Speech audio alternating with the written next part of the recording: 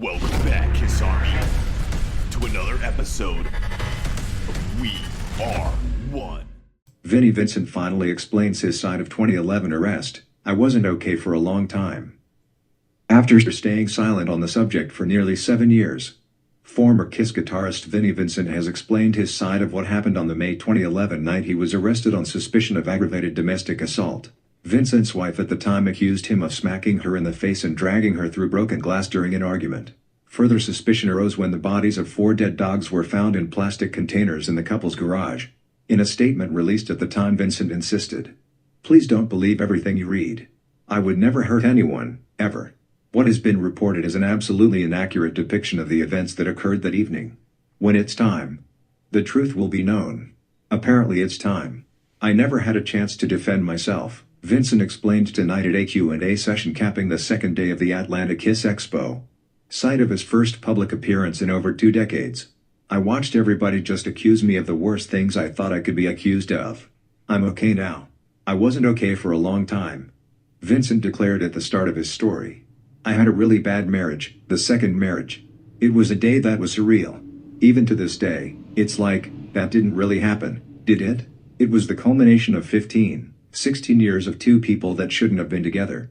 Vincent went on to explain that his ex-wife, who he declined to refer to by name, suffered from addiction. She began to take a medication. She took it too long and, in my opinion, she began to transform. Then she began to drink, and it was every day and it was more and more and more, he said. "We lived in this really secluded place. She worked, and this lawsuit, against his former Kiss bandmates over royalties, was consuming me. Everything was just crumbling. It was like watching this sinkhole just take everything down." She got more hateful, more drunk. Eventually things got so bad that Vincent demanded she move out of their house after she purchased a gun, telling her he feared that one day you were gonna turn around and use your gun on me and kill me.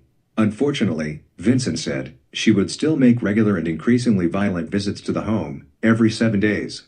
3 weeks in a row, she would come back, drunk, violent and angry and ready to make hell on earth come to life. She'd just force her way into the house. Get into the house and literal hell would just completely unearth itself. I was just left dazed. How the in hell can I survive this?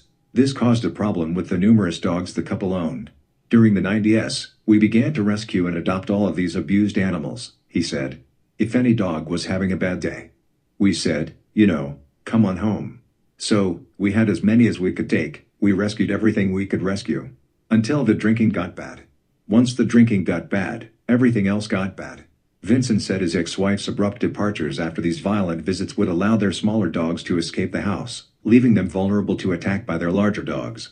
"We had 3 or 4 dogs that were big dogs," he added. "They could not be out at the same times the little ones were out. You had to really be conscious of this. Otherwise what eventually happened would have happened. What he's referring to is just as horrible as you'd fear. I'd be upstairs, and she'd leave through the downstairs door, being completely intoxicated, faced, whatever you want to call it. She gets in her car, unaware that one of the little dogs followed her while the big dogs were out. About 10 minutes later, I hear the screaming of one of my dogs," Vincent said. "When you've got big dogs trying to kill a smaller dog, you've got sounds you just don't want to hear. I go out there and I find one of my dogs ripped to shreds, in pieces. It happened because of a very drunk, angry person. I reached her on her cell phone. I said, 'You left the door open and you killed this little soul. I had to take this little dog, wrap it in towels and bring it in.' The horror, if it was just too awful to explain in words. It would not be the last time." The following week, Vincent said, "The same thing happens, only it is a different dog. Because it's a routine. Dogs are dogs, that's what they do. When they see little dogs that aren't supposed to be there they tear them to pieces." Week number 3, the same identical thing happened again. "These were my babies. I lost 3 dogs that I loved because of someone's intoxication. So, why were the dogs' bodies in the garage? It was winter, the ground was hard," he said. "She did. Want to be bothered with burying them. So, I wrapped them in towels. I put them in a storage tub. I couldn't bury them until the ground was thawed." Then on May 21, 2011, the day my world changed forever, Vincent noted, she returned and it was violence times 1,000. The day began with violence, drinking and accusing me of things that I didn't do, and drinking more. She was attacking me with her fists. I remember having to hold her by her hair to stop her. Vincent said he tried to distance himself from further conflict, and as he had done in the past, videotaped their argument to prove he wasn't doing anything wrong. I went upstairs to get away from her. She followed me upstairs. I filmed her all the time, and, he sarcastically noted, she was always happy to perform for the camera. I knew that day my life was about to change, and I didn't know how the F it was gonna happen, Vincent said. She was talking into the camera and said, "You pulled my hair and dragged me." But there was no blood on her, no anything. I had to film this because I needed some documentation. This was at about 3 in the afternoon. I filmed her walking out the door. She never came back. Then around midnight, the police came. I could not believe what was happening, Vincent said. I don't know, 5 or 6 cop cars out there, police, with rifles drawn. I walked downstairs, they frisked me. I remember asking one of the cops, "Are you gonna kill me?" I was serious. They said, "Shut up, no talking." So, I get to the police station, Vincent said. They process me. It was like 3 in the morning. They say, "You were accused of this and that, domestic abuse. There's blood all over this person." They said, "Do you want to make a statement?" I said, "No way. I didn't want to say anything, because when you say I didn't do it, you did it." I watched enough Perry Mason to know that people get accused of crimes they didn't do. While Vincent was being detained, he received an unexpected musical message of hope. "I'm laying on this really cold piece of metal. I can't believe this is happening to me," he said. "But something really interesting happened. I'm trying to sleep.